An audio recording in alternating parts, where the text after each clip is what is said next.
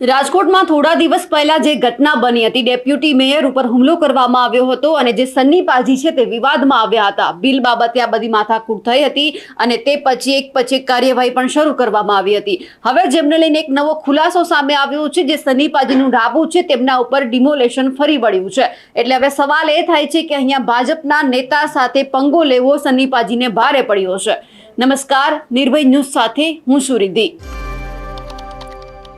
Rajkot Jamnagar road ઉપર સન્ની પાજીનું ઢાબું આવેલું હતું અને એ જ ઢાબામાં જે ડેપ્યુટી મેયર છે નરેન્દ્રસિંહ અને તેમનો જે ભાઈ છે, બંને લોકો લગભગ 3 થી 4 લોકો અહીંયા જમવા માટે ગયા હતા.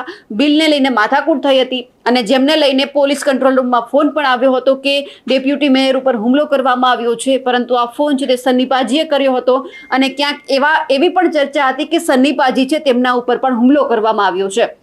જ્યારે આખી વાત પોલીસ સ્ટેશન ગઈ પરંતુ અચાનક સમાધાન કરી દેવામાં આવ્યું અને પછી આખો જે મામલો છે તે થાળે પડી ગયો હતો. પરંતુ હવે આજે ફરી એક વખત સન્ની પાજીનું જે ઢાબું છે તેને તોડવાની કામગીરી ચાલી રહી છે. સરકારી જમીન પર ગેરકાયદેસર રીતે આજે દબાણ છે તે ઊભું કરવામાં આવ્યું હતું, જેમને લઈને આ ઢાબાને તોડી પાડવામાં આવ્યું છે. દબાણ હટાવવાને લઈને અનેક વખત નોટિસ પણ આપવામાં આવી હતી. તેમ છતાં સન્ની પાજીએ છે પોતાનું ઢાબું બંધ નહોતું કર્યું, જેમને લઈને આખી સમગ્ર કાર્યવાહી અત્યારે થઈ રહી છે.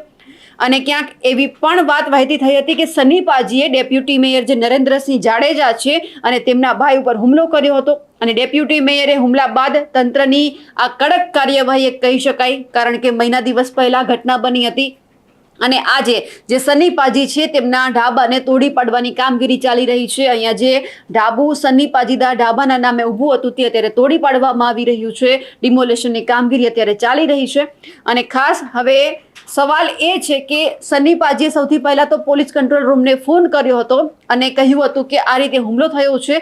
પરંતુ અચાનક આ બધા જ સમાચાર આખા રાજકોટ શહેરમાં વાયુ વેગે પ્રસરી ગયા અને પોલીસે પણ પોતાની કામગીરી કરી, પરંતુ અચાનક સમાધાન કરી દેવામાં આવ્યું. અને હવે આજે ફરી એક વખત જ્યાં સન્ની પાજી છે તે વિવાદમાં એટલા માટે આવ્યા છે કે હવે એ જોવાનું છે કે જે આખું આ ઢાબું છે તે તોડી પાડવામાં આવ્યું છે, કોના હિસાબે તોડી પાડવામાં આવ્યું છે, કોણે તોડી પાડવા માટેની કામગીરી કરી છે. કારણ કે તંત્ર તો પોતાની કામગીરી કરી રહ્યું છે, પરંતુ આમની ઉપર કોનું રાજકીય હાથ છે.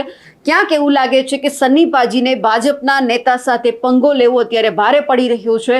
આ એટલા માટે કહી શકાય કારણ કે મહિના દિવસ પહેલાની આ ઘટનામાં આખી માથાકૂટ ભાજપના અગ્રણી સાથે થઈ હતી. એ જ ભાજપના અગ્રણી છે ડેપ્યુટી મેયર નરેન્દ્રસિંહ જાડેજા. એટલે હવે સવાલ એ થાય છે કે શું નરેન્દ્રસિંહ જાડેજાના કહેવાથી આ દબાણ હટાવવાની કામગીરી ચાલી રહી છે કે ખરેખર સન્ની પાજીનું જે ઢાબું છે એ ગેરકાયદેસર રીતે હતું, જે સરકારી જમીન છે તેમના ઉપર ઊભું કરવામાં આવ્યું હતું. એટલે સવાલો તો અનેક છે કે શું આમાં નરેન્દ્રસિંહ જાડેજાનો હાથ છે કે પછી સન્ની પાજીએ ખરેખર ગેરકાયદેસર રીતે જે જમીન છે, સરકારી જમીન છે, તેમના ઉપર ગેરકાયદે દબાણ કર્યું હતું. સવાલો અનેક છે, પરંતુ હવે સ્પષ્ટતા ત્યારે જ થવાની છે જ્યારે કોઈ તંત્ર દ્વારા પ્રતિક્રિયા આપવામાં આવશે, કારણ કે અત્યારે તો દબાણ હટાવની કામગીરી ચાલી રહી છે. અમારા અહેવાલને લઈને આપનું શું કહેવું છે અને જે રીતે સન્ની પાજીના ઢાબા ઉપર અત્યારે તંત્રની કડક કાર્યવાહી ચાલી રહી છે, દબાણ હટાવવાની કામગીરી ચાલી રહી છે, તેમને લઈને આપ શું માનો છો? કમેન્ટ કરીને ચોક્કસથી જણાવજો. સાથે જ અમારી નિર્ભય ન્યૂઝ ચેનલને લાઇક, શેર અને સબસ્ક્રાઇબ કરવાનું ભૂલશો નહીં. નમસ્કાર.